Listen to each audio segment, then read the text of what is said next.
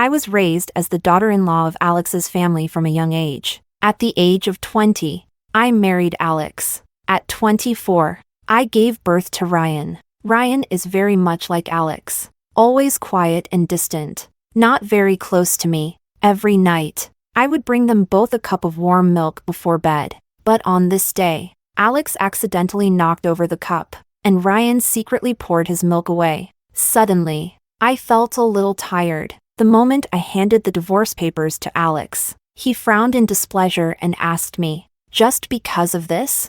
"Yes, just because of this." Chapter 1. What about our son? Ryan. What do you plan to do with him?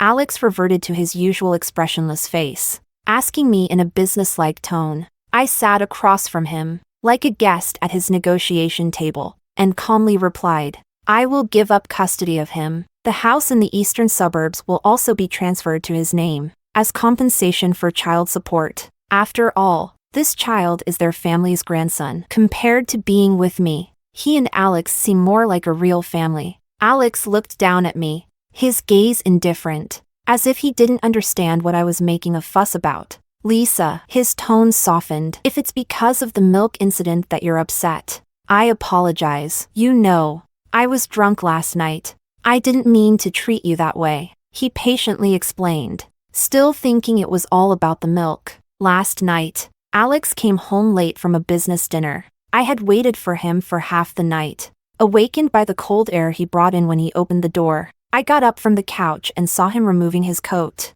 rubbing his temples in discomfort. I immediately went to the kitchen and brought out the milk that had been warming for a long time. Though our relationship was never particularly great, we always managed to keep up appearances. But last night, I asked a little more. "Did you meet someone? The perfume on you smells familiar." Alex suddenly let go of the milk he had taken. I didn't react in time. The glass cup slipped from our fingers, shattering the silence of the room under the warm light. Alex's expression hardened, and his presence became irritated. He glared at me, warning, "Lisa, you've crossed the line. From now on, don't wait up for me at night, and don't prepare any more milk for me." My son, Ryan, who saw his father's actions, secretly poured out his milk as well. When I found out, he stood at the door and apologized just as emotionlessly. "I'm sorry, Mom. If Dad doesn't drink it, I don't want to drink it either." In their eyes, this was probably a trivial matter. I shouldn't, and couldn't, make a big deal out of something so insignificant. Chapter 2. I didn't explain any further. I signed the papers, entrusted the lawyer, and chose to end my marriage with Alex. Alex calmly spoke about the division of property. I didn't listen much, nor did I care. I went back to the room to pack my things. He looked down at me and said, "Lisa, the procedures will take time. You don't have to rush to move out. You can keep this house." I glanced at this man who remained calm and indifferent. I responded quietly with words he had once said to me. "It's better to finish things cleanly and decisively, to avoid any lingering problems." Alex said nothing more. I never thought packing up would be something I wouldn't know where to start. The house was filled with little things, all carefully arranged by me over the years. I took one last look around and finally decided to keep it simple. Dragging my suitcase toward the door, Alex stopped me. "Where are you going? To your parents' house? I'll have the driver take you." "No need," I refused, and told him, "Just make sure the housekeeper clears out my things tomorrow. I won't deal with it." After all, they didn't need another pair of hands around here. As I stepped out the door, I paused for a moment. I turned back and spoke to Ryan, who had been standing behind Alex with his usual expressionless face. "I won't pick you up from kindergarten anymore, but remember not to go with strangers." It was my last bit of responsibility to myself. After that, I turned and left. I didn't look back at the child who once cried through the nights when he was weaned. The same child I had cradled in my arms and soothed with patience through endless sleepless nights. Chapter 3. I bought a ticket to leave the city. I randomly chose a city in the south. Ever since I was told at the age of 14 that I would marry into Alex's family, my freedom and choices had been restricted. After marrying Alex, apart from attending necessary events, he never took the initiative to take me out anywhere. The most common routine in my life was waiting for them to come home every night and bringing them a cup of warm milk before bed. Everyone in our social circle said that my mother-in-law raised me well, that I was the perfect wife tailor-made for Alex. I matched his status and took good care of his life. The only flaw? I was too perfect. Perfect to the point of being boring, making me seem a little rigid. I once overheard Alex's friends teasing him. "Alex, what's it like living the life of an old married couple at such a young age? Your wife is too dull. She smiles like a mannequin. Do you want us to introduce you to someone more interesting?" Just the other day, Diego met a funny girl. She's hilarious. Kind of like Vanessa. What do you think? Vanessa, Alex's first love. Back then, his mother disapproved of their relationship, and Alex resisted in every way he could. Later, I don't know what happened, but they broke up, and Vanessa moved to the United States. After that, when Alex was 20, he suddenly accepted his family's arrangement and proposed to me. 4 years later, I gave birth to Ryan. Oh, right. I just remembered. The familiar perfume I smelled that night, it was the one Vanessa used to wear. A custom gardenia scent. Chapter 4. After finding a place to live in the southern city, I wandered around many places. The fine misty rain of Jiangnan, the hazy alleys, everything fascinated me. I didn't expect that on the third morning, I would suddenly receive a call from Alex. He seemed to have just woken up, his voice hoarse as he asked me, "Lisa, where did you put the pair of ruby cufflinks you bought for me at last year's auction?" I paused for a moment. "In the second drawer of the closet." I then asked him, "What's the occasion?" "Alex, a shopping mall ribbon-cutting ceremony." "Me, the matching suit is the fourth one on the second row." Alex didn't seem fully awake, and I could hear the sounds of him searching in the background, along with faint complaints. After listening for a while, I asked, "Did you find them?" The noise stopped, as if he finally realized something. "Found them. Sorry, I didn't mean to bother you." I responded with a simple and said, "I know."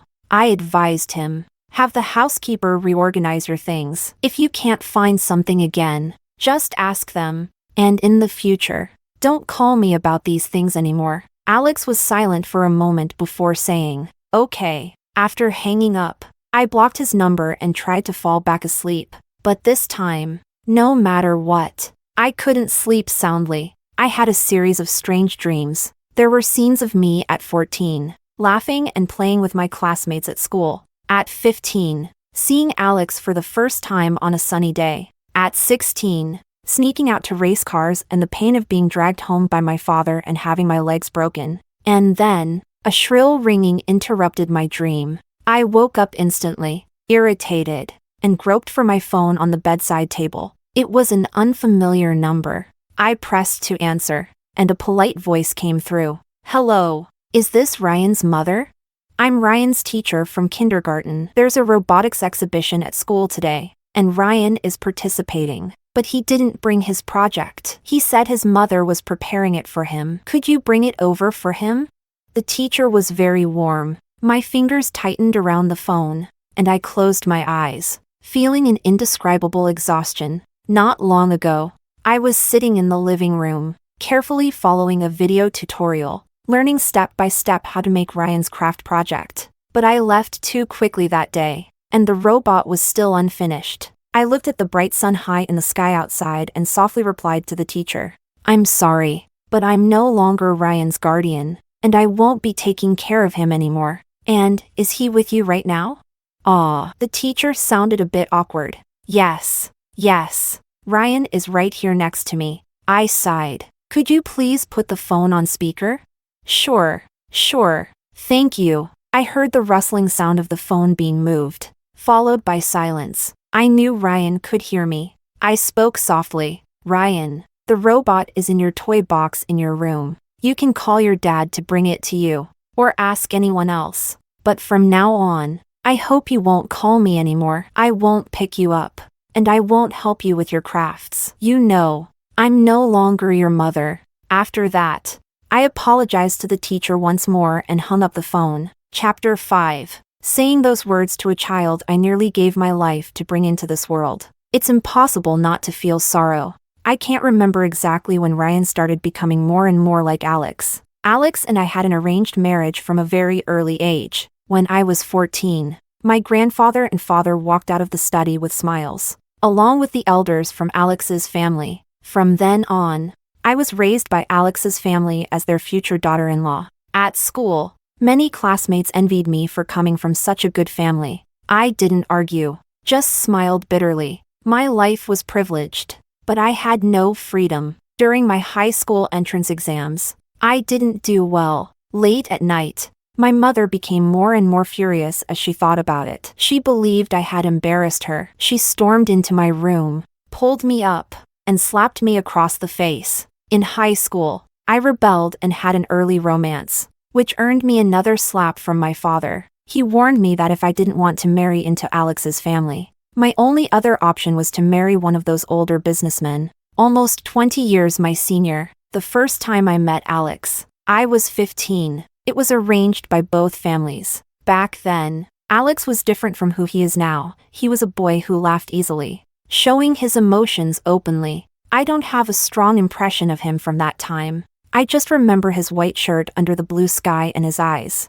which were so full of emotion. Later, I heard he was in a cold war with his family over his first love. I admired him and envied him. At least he had the courage to resist, to fight back. But not long after, my mother-in-law came to visit our home. She had a proper, yet apologetic smile on her face, holding my mother's hand and reassuring her, "Don't worry, Alex's situation has been resolved."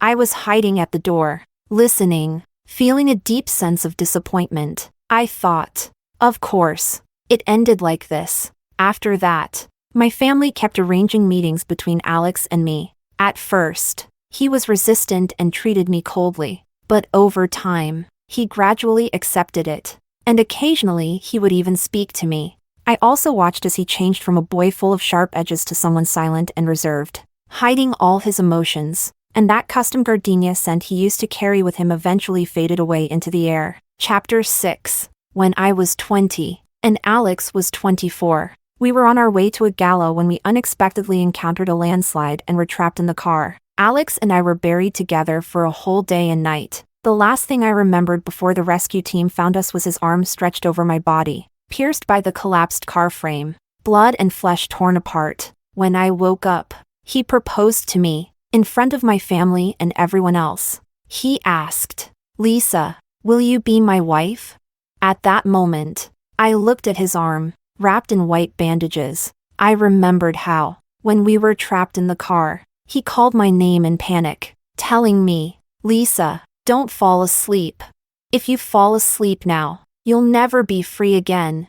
Without thinking, I placed my hand in his. I ignored the calm, emotionless look in his downcast eyes, as if he were completing a necessary ritual. So, we got married. 4 years later, just as everyone wished, we had a child. When Ryan was born, both families adored him. My mother-in-law believed he needed the same elite education that Alex received. That's why he poured out the milk and, like his father, with an innocent face, apologized to me while doing what he believed was right. Chapter 7.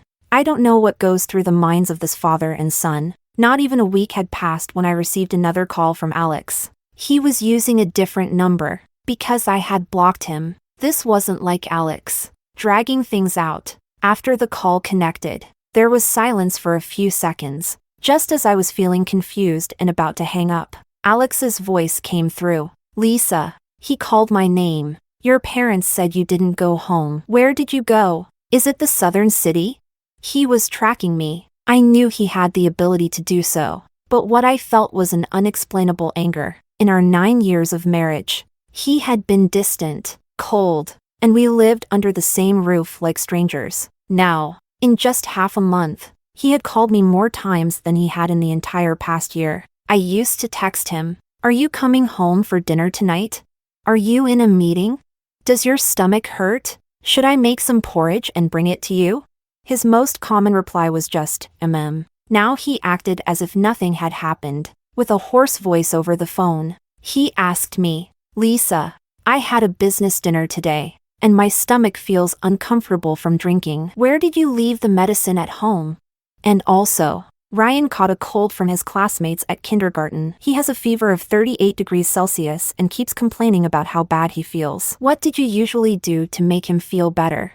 I was beyond furious. I forced myself to stay calm, trying not to sound like a hysterical madwoman, and told him, word by word, Alex, we are divorced. I am no longer your wife, nor your housekeeper. Whether your stomach hurts or not, and whether you can find the medicine, it's none of my business. Besides, there are plenty of people you can ask to get you medicine with just one call. As for the child being sick, telling me won't do any good. I'm not a doctor, and I've never heard of a father who has to ask the child's mother what to do in this situation. I don't know what you're trying to do, whether it's resentment or just habit after being taken care of for so long. But Alex, I don't want to sound harsh. We are over.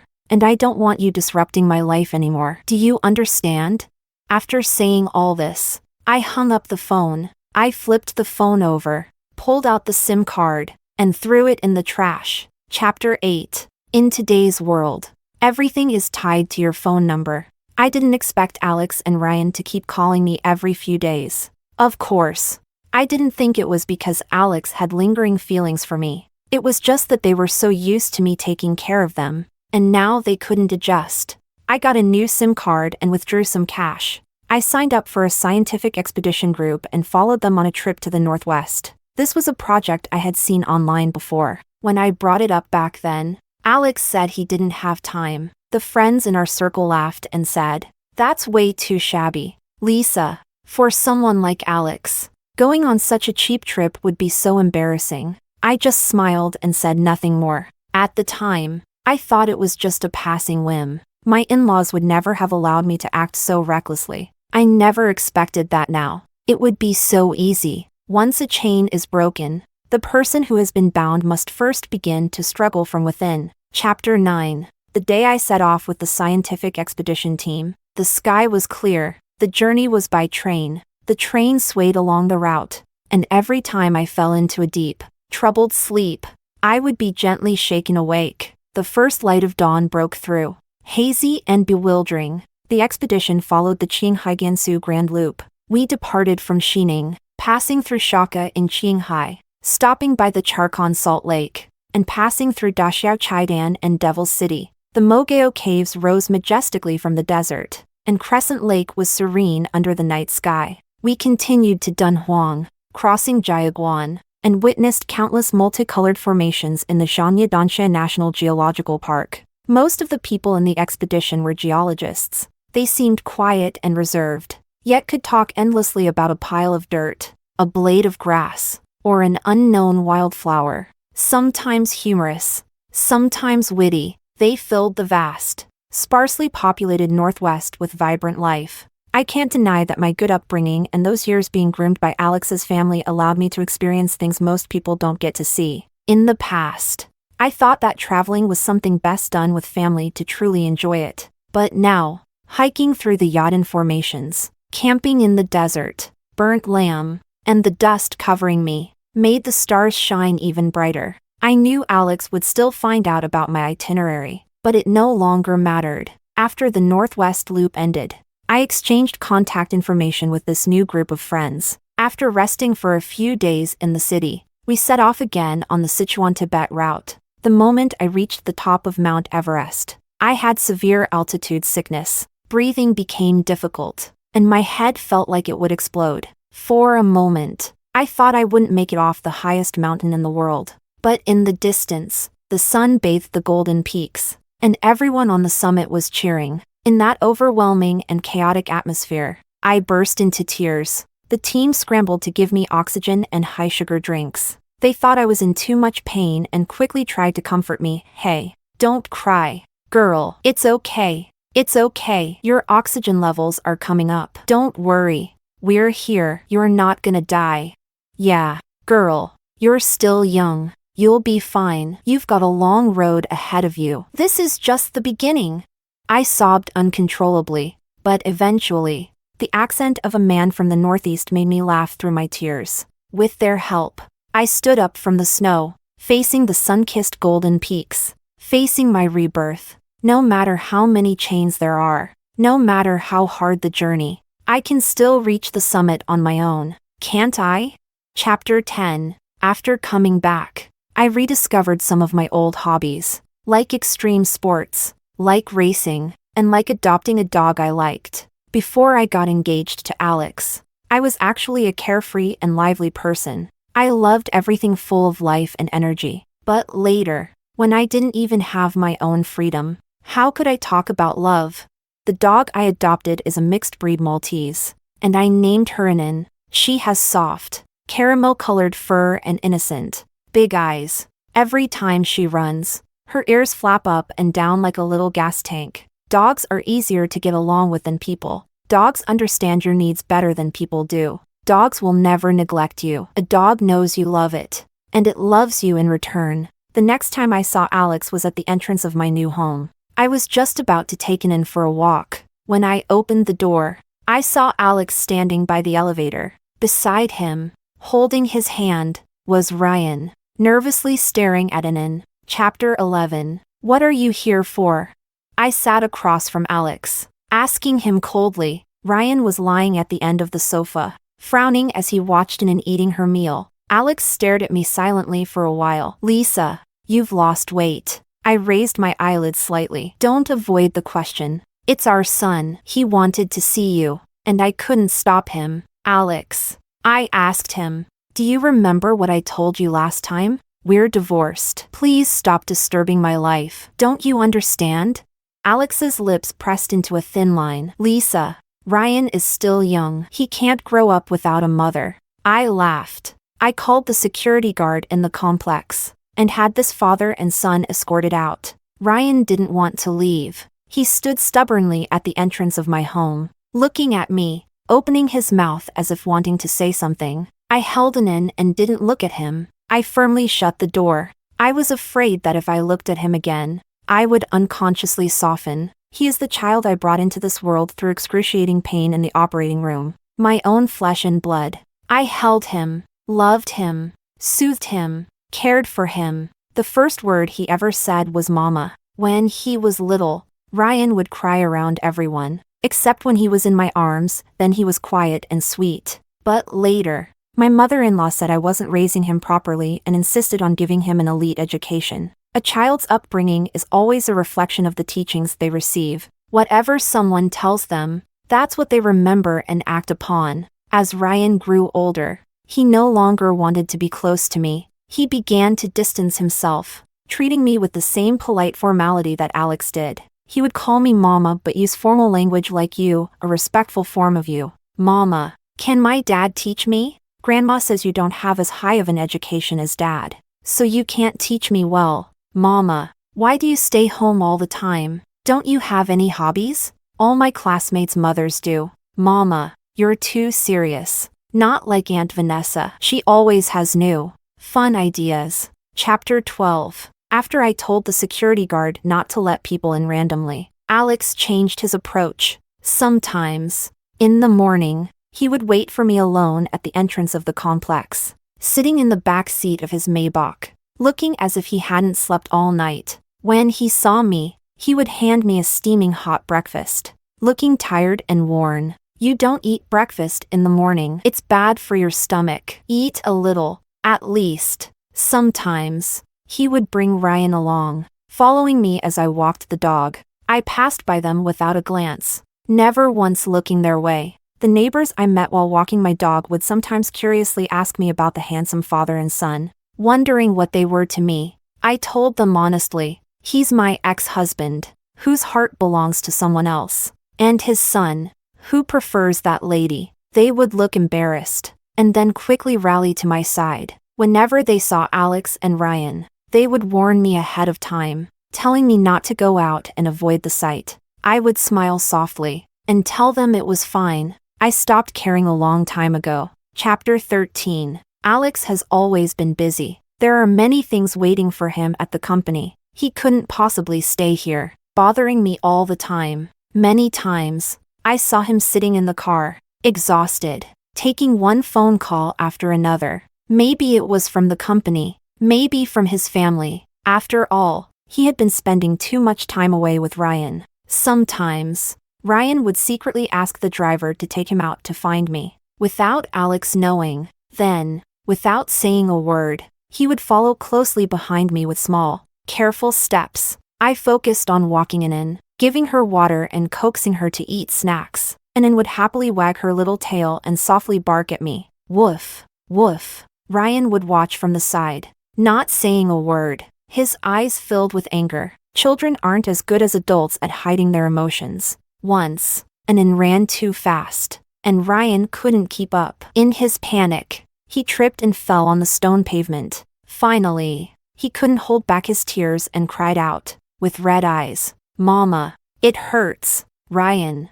after growing up a bit, rarely cried, but he must have been feeling very upset and frustrated. As he lay on the ground sobbing uncontrollably, looking at me with pure devastation, I watched him quietly, without any reaction, until the bodyguards following him rushed over and picked him up from the ground. Ryan used to get sick often, and whenever he did, I would feel distressed and heartbroken. But now, my heart is calm, no longer stirred by the slightest emotion. Chapter 14. My life nowadays isn't affected by the presence of Alex and Ryan. After coming back from my trip, I signed up for a racing club. I wanted to pick up some of my old hobbies. I didn't expect to get lucky and be selected for a race. Although I knew there was a good chance I'd be knocked out in the first round, I still prepared seriously for a long time. The race was scheduled for a week later. On the day of departure, I purposely booked a flight for the early morning. The pre-race nerves were intense,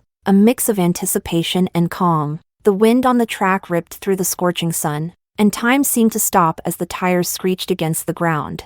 Sweat gathered beneath my racing suit, pulling tight as I chased and overtook. When I took off my helmet, drenched in sweat, and stood on the podium, waves of cheers echoed from the stands. Second place, a result I never expected. As the crowd dispersed and I walked out, I saw Alex standing in the crowd, holding Ryan's hand. Ryan was clutching a bouquet of flowers in his arms. He was guarding the flowers carefully, dodging everyone passing by, afraid they might crush them. The moment Alex saw me, he nodded, a faint smile spreading across his face, and mouthed two words. From the shape of his lips, it seemed like he said, "Congratulations." Ryan's face was flushed with excitement as he waved to me, calling out in a crisp voice, "Mama, you were amazing." People around us were smiling at the scene, but I felt nothing but annoyance. I grabbed my things and kept walking. Alex and Ryan approached me. "Lisa, I didn't know you could do this. Why didn't you mention it before?" "Mama, you were so cool just now. You have no idea how nervous I was when you overtook that car in front." I acted as if I hadn't heard them and kept walking. Alex reached out and grabbed my hand, lowering his voice as he asked gently, "Lisa, how about we have dinner tonight to celebrate?"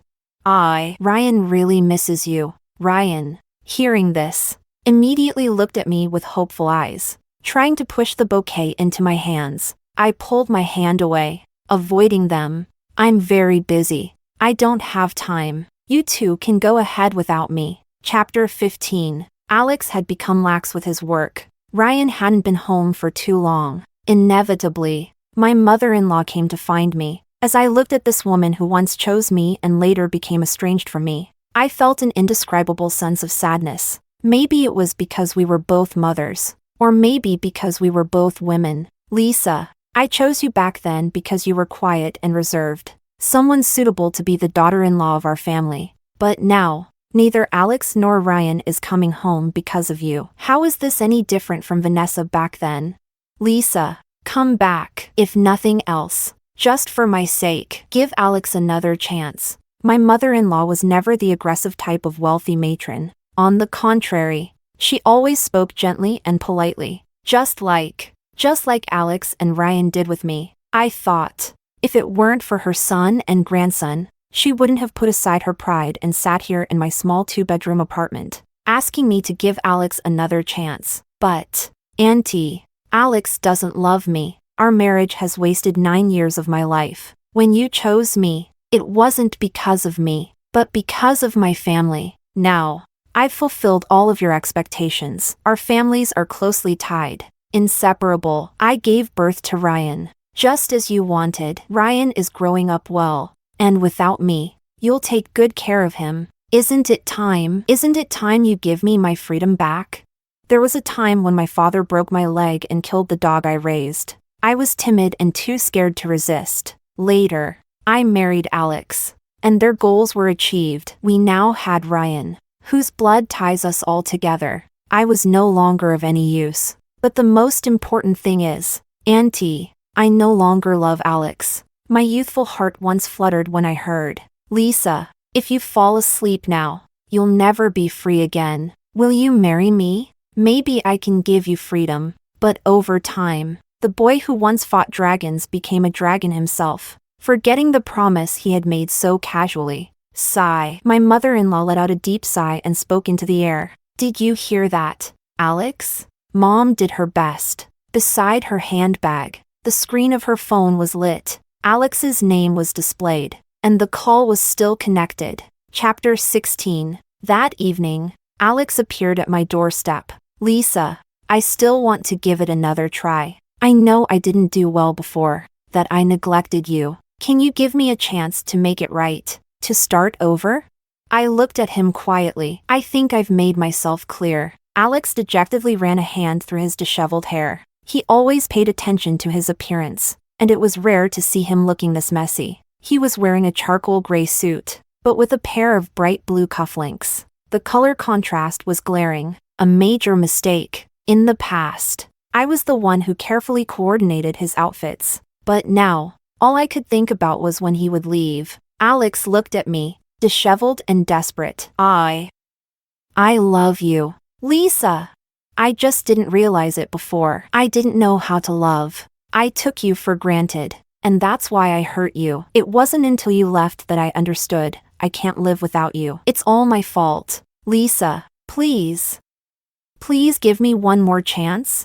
And Ryan, he needs you too. He cries every day, calling for his mom. No one can comfort him but you. Can't you, for his sake, not be so final?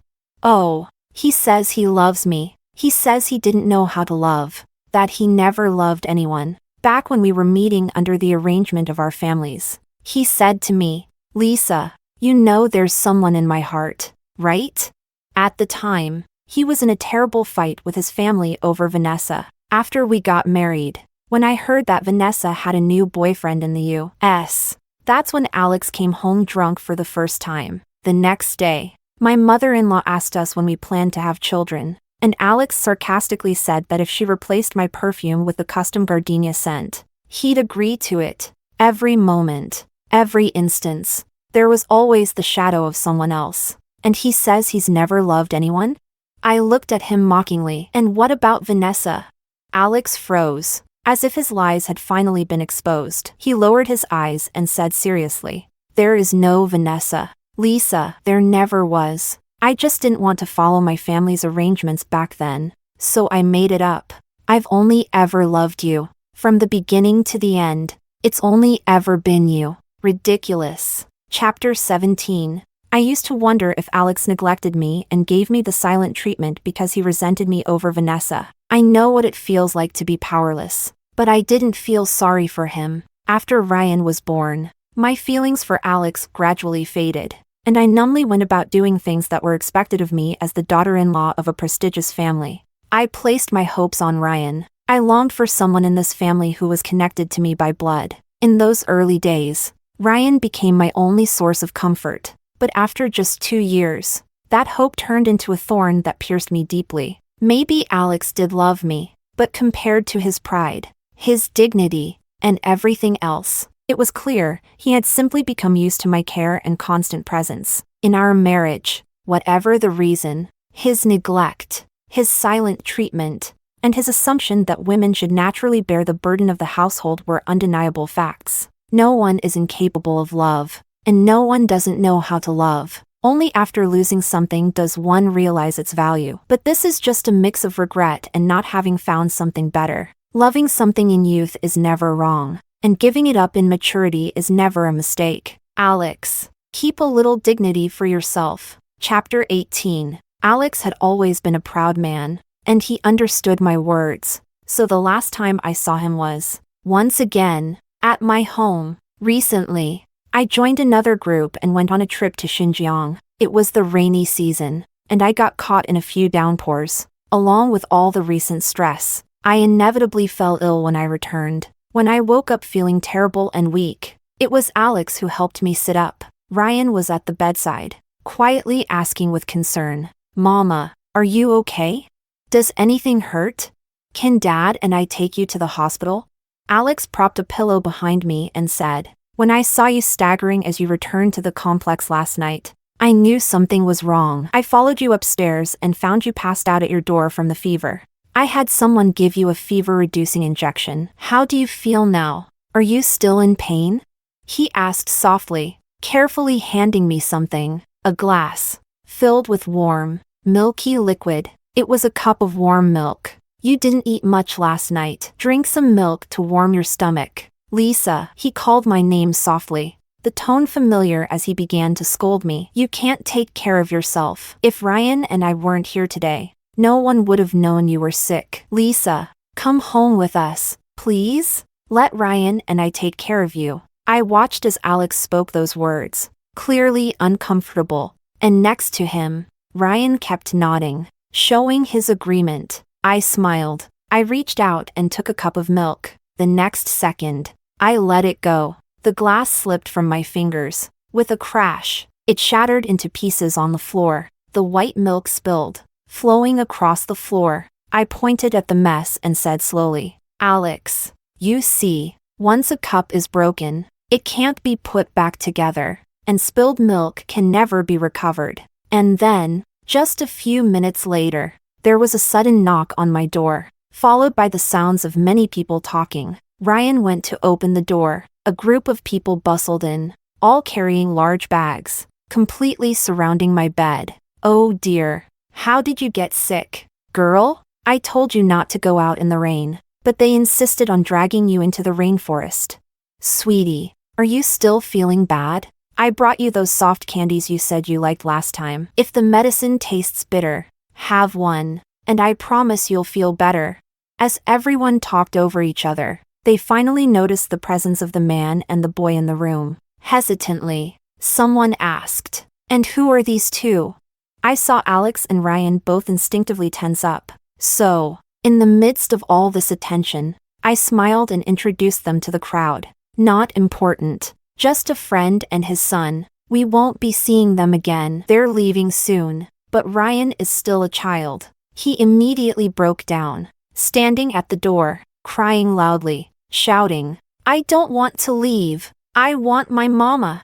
The noise startled Anan, who barked at him a few times. The bodyguards accompanying them quickly emerged from hiding, scooping up the child and helping the stumbling man out the door. I, too, once shared the same boat, but spilled water can never be recovered, and the river never stops flowing. Extra Story 1. When Ryan turned 12, he finally mustered up the courage to break ties with Alex. He said he was going to find Lisa. He didn't understand why something so simple and easy was met with constant opposition from Alex. What Ryan didn't know was that over the years, Alex had secretly gone to see Lisa. The reason Alex didn't want Ryan to go was because Lisa had remarried and now had a lovely little girl. Alex had always thought that their marriage had been a complete failure. Lisa, being so sensitive and easily hurt, would need a long time to truly move on. But what Alex didn't expect was that Lisa wasn't at all the way he imagined. She had changed so much that Alex barely recognized her. She smiled with joy. She lived with freedom and passion.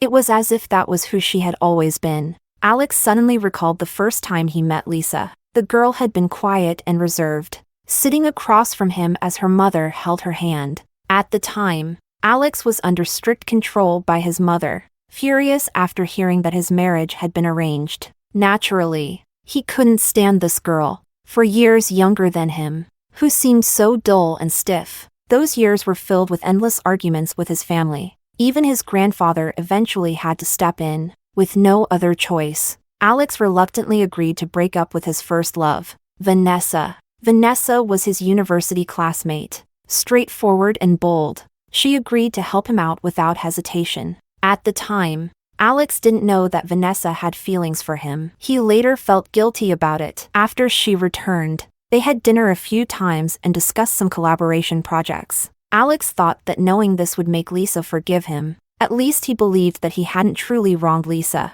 He always thought his mistake was directing his resentment toward Lisa, blaming her for the family's control over him, which made him cold and indifferent. It caused Lisa to lose hope, unable to endure anymore, leading to their divorce. It wasn't until Alex saw Lisa's life after the divorce that he realized what he had truly missed. Lisa had married a police officer, whom she met during an impromptu roadside rescue she had participated in.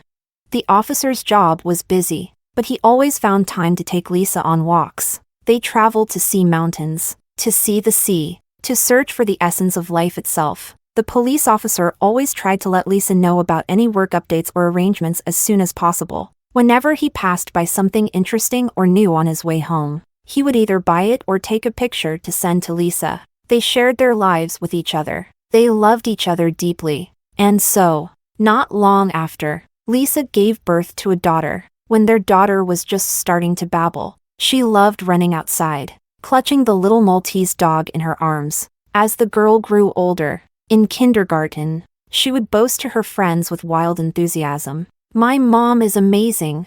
She can do crafts, and she can drive race cars. Do you want to come to my house? I can introduce you to my mom." Meanwhile, Alex was like a shadow, lurking in the background, watching someone else's life. Sometimes, he thought about stepping forward to greet Lisa. He wanted to ask her how she was doing, if she was eating well, but each time, he silently withdrew, pulling his foot back. After that, he never tried to find out about Lisa again. One year, during Chinese New Year, after attending a social event, Alex returned to his empty home alone. He tugged at his tie, feeling uncomfortable, and called out, "Lisa, I'm thirsty." He expected to be met with a warm light, a cup of warm milk, but the only thing that greeted him was endless darkness and silence. In that moment, the overwhelming weight of regret crushed Alex, making it hard for him to breathe. His tall frame slowly slid down by the doorway. In the darkness, the sound of his anguished sobbing echoed through the emptiness. Extra story 2. In the third year of Ryan's Cold War with Alex, he finally found his chance. After shaking off the bodyguards, he scoffed, "Is that all they've got?"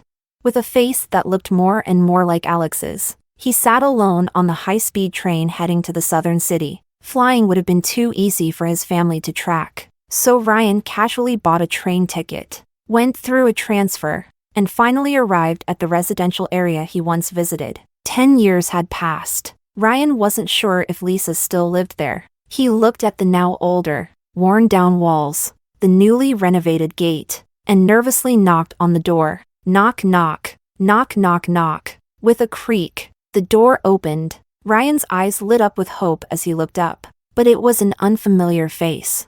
"Who are you looking for?" I'm looking for my mom."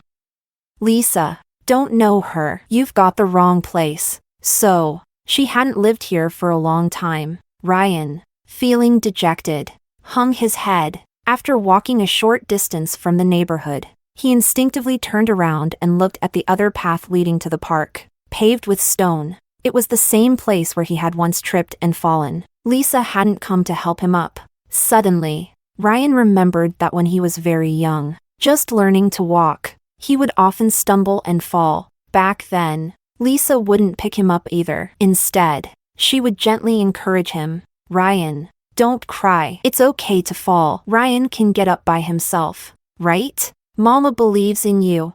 And with that, he would wipe away his tears, wobble back to his feet, and run toward Lisa, who was watching him with eyes full of love. He'd throw himself into her arms, where she would hug him tight, kiss him, and say, "Wow, our Ryan is amazing. A real little man." As a young child, Ryan had loved Lisa very much. His mother was always gentle, reliable, and patient. But later, under the influence of his father, his grandmother, and the rest of the family, he grew to resent Lisa. He thought Lisa was just a housewife who stayed home all day without a career. only knowing how to enjoy her life as a rich lady. He hated how Lisa tried to discipline him, and he didn't like her setting boundaries, because Lisa's views were always different from those of his grandmother and father, and everyone in the family said that Grandma and Dad were the ones who were right. So after Lisa left, Ryan always believed that he had been influenced by others. He thought that he was too young at the time to understand certain things, and that's why Lisa didn't want him either. Ryan never thought it was his own fault, until he saw that little girl. After a fight, her face was smudged like a little cat, but she still loudly shouted, "Do you give up? Don't you dare say anything bad about my mom again." Ryan witnessed the whole scene. A few boys had made snide comments, saying that the little girl's mom didn't have a proper job, that she was always out playing or racing, and wasn't a respectable housewife. The girl exploded like a firecracker. Without hesitation, she started beating them up. "Your moms just aren't as capable, so they're jealous of mine. If they've got the guts, tell them to win a championship too. Ha, you're just bitter because your lives aren't as good as ours. Too bad. Too bad." In the end, the girl's grandmother came to take her away. The grandmother, unhappy, scolded her for not acting like a proper young lady, complaining, "You're just like your mother." It was exactly how Ryan's grandmother used to criticize him when he was younger. "Don't be like your mother." What had Ryan thought back then? He thought they were right. He believed that his grandmother and father were more capable than his mother. In his mind, he was a boy, the future heir to his father's legacy. His mother didn't understand anything, so why should he listen to her? So he accepted it. He agreed with them. But what did the little girl do? She giggled and didn't directly blame her grandmother. Instead, she hugged her grandmother's arm and playfully whined, "Grandma, don't be mad. It was all my idea, not my mom's. Don't always blame her. My mom is the best in the world. She even bought you a necklace when she went out last week." "Really?" "Of course. My mom loves you too." "Ahem, well, all right then. Grandma won't say anything bad anymore. I'll listen to my precious granddaughter." Suddenly, Ryan was overwhelmed with sadness, especially when he saw Lisa appear, holding the little girl in her arms. A child's upbringing requires the involvement of both parents, especially the role of the father. A father's attitude towards the mother shapes how the child views her. Alex didn't set a good example for him, and Ryan himself had never thought there was anything wrong with that. It was as if he was inherently lacking the ability to empathy for his own mother. Later, Ryan's life followed the same path as Alex's. The family arranged a marriage for him. He sat across from the girl, and they stared at each other in silence. The girl was quiet, gentle, and didn't speak much. Ryan's grandmother adored her. Ryan struggled, resisted, and tried every possible way to escape it. He even ran away from home with no money, only to be caught and brought back in disgrace. He asked his father what he had done back then. Alex just looked at him, said nothing, and waved him out of the study. But just when Ryan had lost all hope and was ready to give in, Alex suddenly stepped in and broke off the engagement for him. Ryan didn't know what Alex had done, but judging by the expressions on his grandparents' faces, they seemed furious. And after that day, Alex seemed drained, as if his spirit had been sucked away, suddenly aging by years. Within 5 years, his body had been ravaged by illness, and he reached the end. On his deathbed, Alex held Ryan's hand, touching his face, as if remembering something, as if reluctant to let go. Ryan's eyes were the only feature that resembled Lisa. Ryan couldn't hold back from asking what Alex had done all those years ago to make the family change their attitude. Alex still didn't answer directly. Instead, he told him, "That was your mother's only request from me back then." On the day Ryan was born, Lisa lay weakly in the hospital bed, pleading with Alex, "Alex, in the future, can you make sure that our child doesn't have to walk the same path we did?" At the time, Alex didn't take it to heart. He thought Lisa was just feeling protective of Ryan. It was only later that he realized what Lisa had truly been asking for all along: freedom. The distant horizon, the wide, open sky that neither of them had ever experienced. The blue sky was still calm, with clouds drifting gently. Alex seemed to have gone back to that summer, or perhaps he had never been rescued, still buried in that car beneath the dirt. In the darkness, The girl's breath brushed against his face as she called his name. Alex, are you okay? Alex remembered that his arm had been pierced by the car frame, and by midnight, he had developed a fever. With the drop in temperature, his lips were dry, and he was unbearably thirsty. In his delirium, he dreamed of finding a spring. He drank from it, quenching his thirst, but the water had a strange metallic taste, like blood. When he opened his eyes, he saw a fresh bite mark on the girl's pale wrist, with blood still drying on it. Alex quietly looked at her weakened face and called her name. Lisa, don't sleep, he told her. If you fall asleep, you'll never be free again. And in the midst of sorrowful cries, Alex's hand slowly fell,